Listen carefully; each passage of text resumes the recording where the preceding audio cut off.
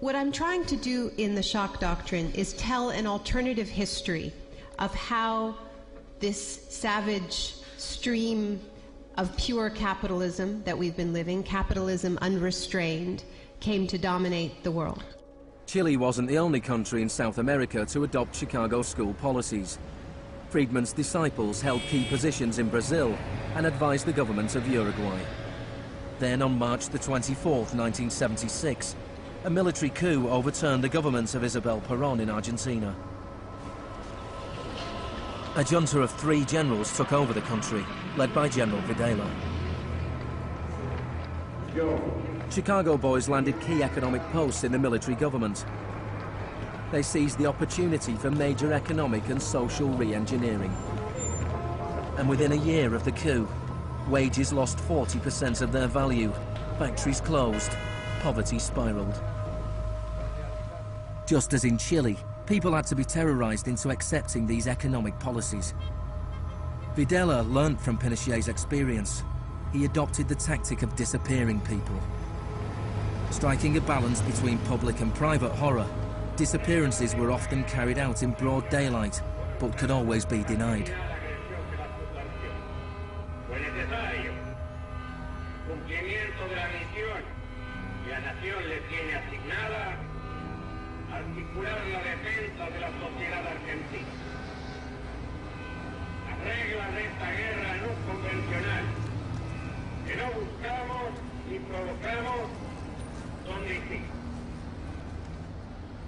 Many of the techniques used by the Chilean and Argentinian military had been learnt in the US-run School of the Americas.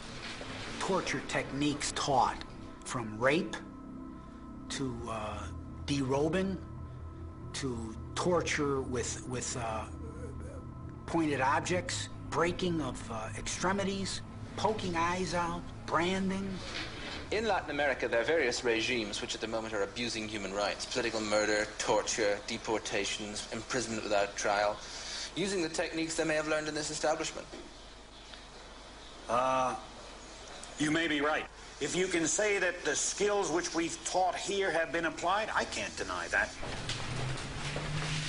The use of torture of a known enemy soldier to gain some kind of military advantage, I think, is justifiable and smart. To go beyond that, to use torture techniques merely to intimidate people, is completely wrong, unethical and immoral. But in Argentina and Chile, these techniques were not used just on soldiers or terrorists. They were used on students and union members. They were used on anyone who opposed the free market economic policies of the regime.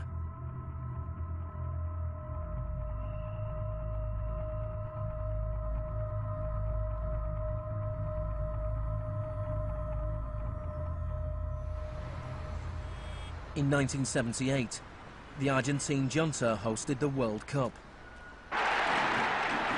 The final was played in the stadium less than a mile away from the biggest detention camp in the country, where thousands of prisoners were held in torture chambers. Decir que con los goles, con el grito de gol, se tapaba la voz de los secuestrados, los gritos de los secuestrados, era una realidad.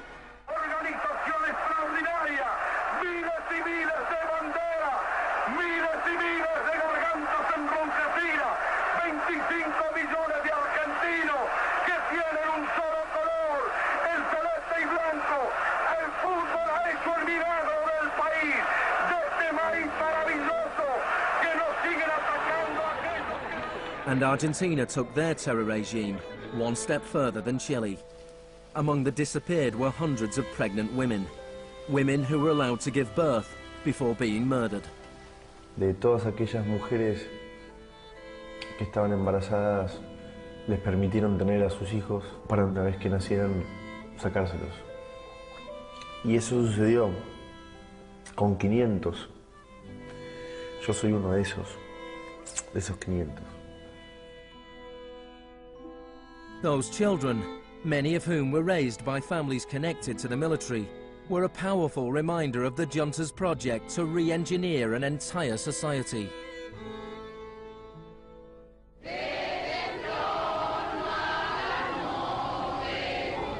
While the junta was still in power, a group of mothers and grandmothers of the disappeared started to protest in the Plaza de Mayo.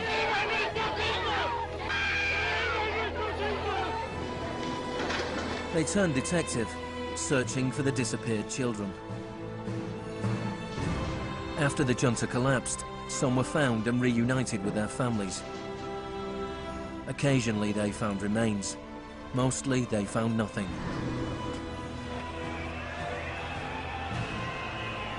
General Videla was found guilty of murder, kidnapping and torture.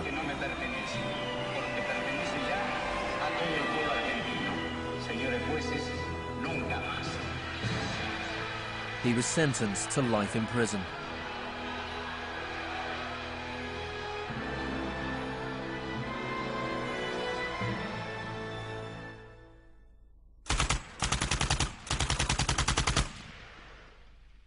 Early experiments in Latin America presented Friedman and his cohorts with a serious ideological problem.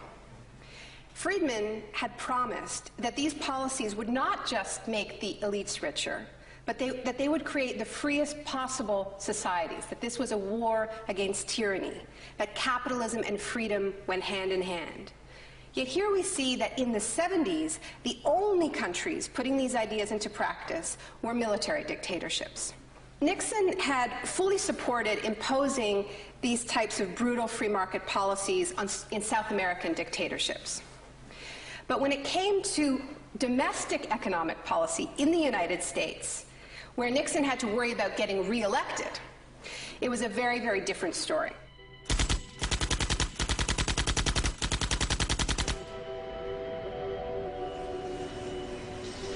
Friedman enjoyed a friendly relationship with Nixon. Several of his Chicago school colleagues and disciples were recruited to work for the government. Donald Rumsfeld was one of them. So help me God. Congratulations. Thanks. But in 1971, with the economy in a slump, Nixon turned his back on Friedman's ideas and imposed a wage and price control policy. He put Rumsfeld in charge. Which is essentially a problem of supply and demand. I have for long been opposed to the wage and price control. I believe it involves government intervention with the freedom of individuals. I think it's intolerable. The Keynesian policy was a success, and Nixon won a second term with a landslide majority. It was a blow for Friedman. Then in 1979, Margaret Thatcher was elected Prime Minister of Britain. Her intellectual guru was Milton Friedman's old mentor, Friedrich von Hayek. And just over a year later, Ronald Reagan was elected President of the United States. Both Britain and America were now ruled by unabashed Freemanites. Margaret Thatcher's program when she came in had 4 planks. Cut government spending, cut tax rates, reduce government ownership and operation of industries or regulation of industry, and have a moderate and stable monetary policy to bring down inflation. Within her first 3 years in office, unemployment doubled in parts of the economy, leading to waves of strikes. Thatcher's personal approval rating slumped to 25%. There were riots in Britain's major cities. Even Margaret Thatcher's admirers had their doubts. The economic performance of the Thatcher government has been mixed.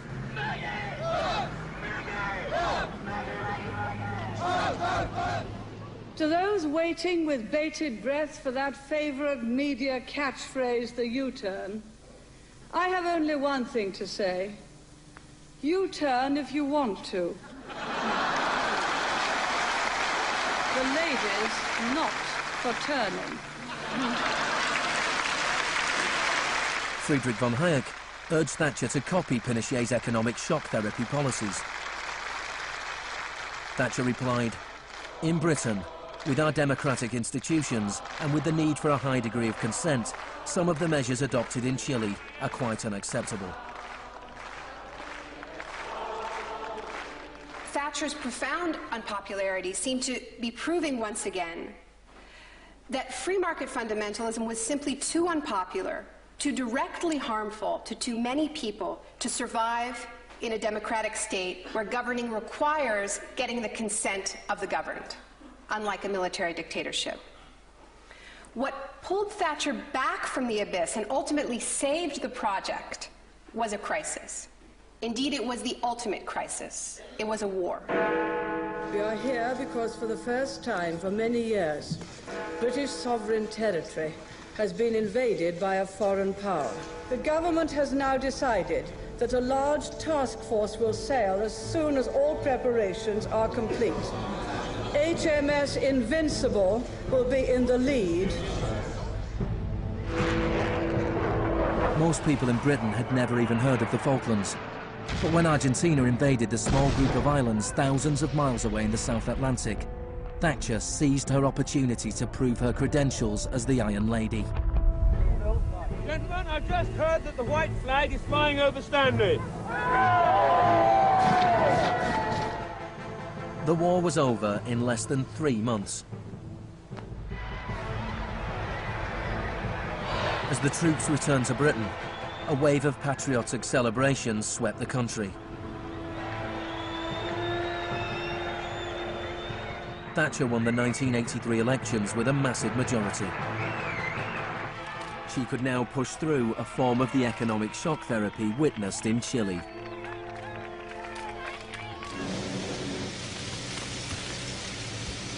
The most powerful union in Britain was the National Union of Mine Workers. When the National Coal Board tried to close pits down, the miners went on strike. Parts of central London are brought to a halt as thousands of miners and sympathizers march through the city in support of the miners' strike. It's Britain's longest and most bitter since 1926, and the most expensive ever. The strike lasted almost a year. Thatcher used every means at her disposal to destroy the union.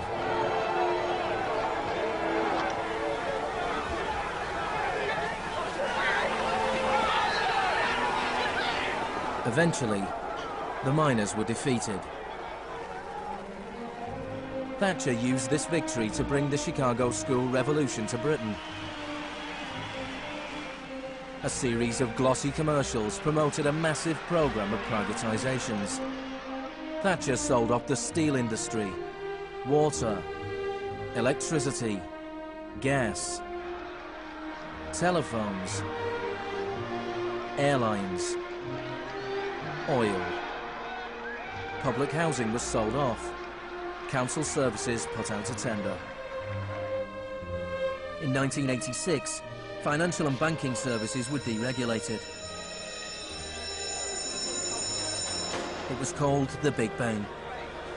No one here tonight needs reminding that the Big Bang is only a beginning.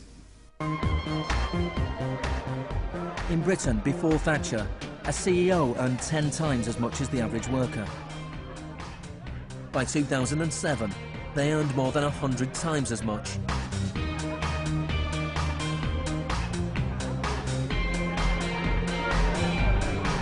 In the US before Reagan, CEOs earned 43 times as much as the average worker.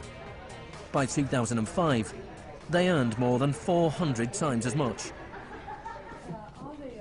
Friedman openly acknowledged the importance of Thatcher and Reagan in the spreading of Chicago school policies around the world. The coincidence of Thatcher and Reagan having been in office at the same time was enormously important for the public acceptance worldwide of a different approach to economic and monetary policy. Thank you very much. What I'm describing now is a plan and a hope for the long term. The march of freedom and democracy, which will leave Marxism, Leninism on the ash heap of history as it has left other tyrannies which stifle the freedom and muzzle the self-expression of the people.